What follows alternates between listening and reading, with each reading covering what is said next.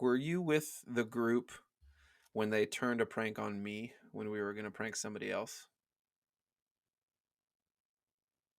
I don't know how to answer that because there might have been multiple. So like, why don't you tell the story and I'll let you know whether I was involved or Okay. not. I forget what we were going to do. We were planning on, so originally we were at the main house that we always would hang out at. We would sleep over there all the time. We had a huge tree fort there. Um, so many stories will be told about that place probably on this podcast. No apologies necessary to the family that owns that house, but I feel it's going like to be we should talked about send a them lot, like I think. flowers or like buy them dinner like once a month for some of the stuff that Yeah. we put them through. Yeah. But I also Some. feel like the dad at that house, like, kind of like to chime in to like to explain the family dynamic. Like, we Hmm. were going to Blue Jacket one time, and they had like this old like motorcycle helmet that was like beat up and like ratty and like it's from like the 70s. And he bet me like $20 I wouldn't wear it during the entire showing of Blue Jacket, which is like an outdoor like theater, like hundreds of people in this like outdoor theater, like very well Hmm. known, like very to do thing. Like people are kind of dressed up there, and like I'm wearing a fucking motorcycle helmet for $20 in the middle of the summer, and like Why not? that's the dad, like that's the Yeah. family that kind of pulls it all together. And the mom's right next to him, like so like that's who they were. They were down for a good joke. They were, but also surprisingly strict at certain times. I got kicked out of their house for a full week when we were all supposed to stay there for a full week when we were going to that camp at the university because I didn't close the door when I left the house. Well, in his defense, literally 10 seconds before you walked in the door, he came in and said, if I have to come up here and shut this door again, I'm going to kick somebody out for a week. And then you walked in 10 seconds later. Yeah. I walked out and I thought someone was behind me and I was wrong and I got yelled at for it. So this next one is really good. The original prank idea, same kind of group of guys that we were hanging out with. I don't know the exact people. It doesn't really matter. We were going to play a prank on one of the guys in our group, is what I was told. So a couple of them pulled me to the side and was like, hey, we're going to go, quote unquote, do this, but really we're going to play a prank on this other person. Um, I think they had mentioned something about um, what were we going to do? I think we were going to duct tape him to a sign or something. Well, they lied. They all were going to turn on me and I didn't know it. And so we all got in this minivan, one of the minivans that we used. I think it was, I forget whose it was, doesn't matter. There were like five of us, though, including me. So I remember when we were all supposed to like turn on the guy we were pulling the prank on, they like said, okay, go. Cause we pulled near mom and dad's dairy bar, Yeah. which is like a little tiny snack shop in Cedarville. They used to sell penny candies when we were younger. We could ride our bikes there, no problem. That's basically all we did all summer was try to make a little bit of money, ride our bikes around, play pranks, all that fun stuff, play soccer. Um, so they pulled into mom and dad's dairy bar and they're like, all right, get him. And then I turned to get the guy they were going to get. He was turning to get me and everybody else was too. So they all turned on me, held me down, duct taped me. I think I might have been in my boxers, if I remember They correctly. got you down They to your duct taped me boxers. to Yes. like a no parking sign on Main Street, Yeah. um, and left me there. Yeah. But it was technically on campus safety or the university property. Yeah.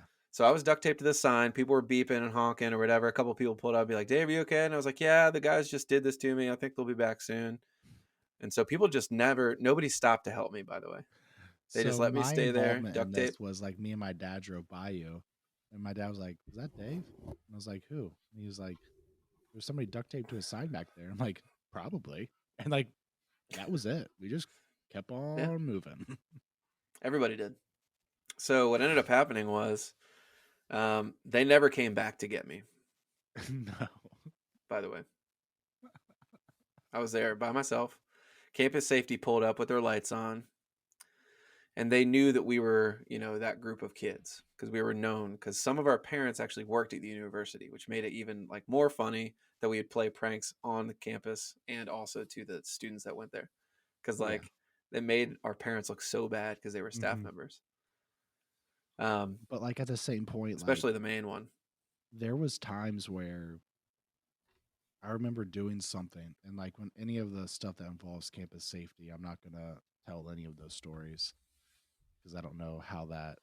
I don't know those laws, but I'll say that there was times where we would do something and we would take off running and they would get on their megaphone and be like, "It's a $50 fine for running." And we'd turn around back and yell back, like, "Then fucking catch me!" And like, obviously, they would never catch us, but like they would try their fucking Right. best. They would be driving through grass, tearing through parking lots. Like, you aren't going to catch a bunch of kids running around a campus that they know probably better than you, and you're in a car and are refusing Right. to get out. Right. Um, so I don't remember which specific campus safety officer came over and saw me first, but I remember a second one came up, and I'm pretty sure the second one was the one that was drilling me with questions. So they didn't cut me down, not at first. They wanted to know who did it first, and I refused to tell them who did it. And You they should have were just told some like wild story about a masked man that weighed 800 pounds. Like, just like, no, they wait, knew I was defending my friends, yeah. right? They knew. Well, I thought they were my friends. They duct taped me to a sign. Well, you I ain't was no defending the snitch. people that did it, right? No, Just imagine definitely what would not. have And happened so to I never you. told them. Just imagine what would happen to you if you actually would have gave up those names. Oh, You, they would have whooped me you would have for been sure. naked next time. Yeah, probably. And then rip that duct tape off. Right off Bad that news bears, little man. thingamabob. Yeah, man. It's like a waxing you didn't want. Eh, Um, yeah. But anyway, so they got on a notepad like a detective and they started writing down like, all right, so who did this to you? I wouldn't tell them. They're like, you're gonna have to tell us who did this to you before we cut you down and all this stuff. They were like telling me they wouldn't help me until I told them who it was. That really happened. And I was just refusing. I was refusing. I was refusing. And finally, a cop came up. Was like, "Is everything okay here?" And I was like, "It's fine." You know, it was a prank. I got duct taped to a sign. If you guys could cut me down, that'd be great. So the cop cut me down, yeah. not the campus safety. I remember that. Well, we never really messed with Um, the cops. Like like the actual no. cops. Like there was a few like little vandalizing stuff we did, but it wasn't like destroying property. It was more or less like moving property if we could. But Mm-hmm. like Mm-hmm. actually like stuff we could get serious trouble for, we steered clear of that. We kind of did like the harmful pranking the random passerby. Yeah, we were psychological about it. I mean, I know my siblings both had gotten in trouble with the law for doing things they shouldn't have. Yeah. Um, not Renee. The other No. two. So But I like know so did my neighbors, right? The older boys, a lot of those guys got in trouble, like actual trouble. yeah, yeah, yeah. So I think we learned from Our older their siblings because mistakes that we like need to I was find the things, youngest, you were the youngest. There was another one that was the youngest or middle kid. There was another one that was one of the youngest. Like we were kind of like we had a bunch of older siblings. We kind of learned how to get away with things, and so we kind of knew where to especially in a dive small and town. dodge. Yeah. Yeah, So like especially that small town. Like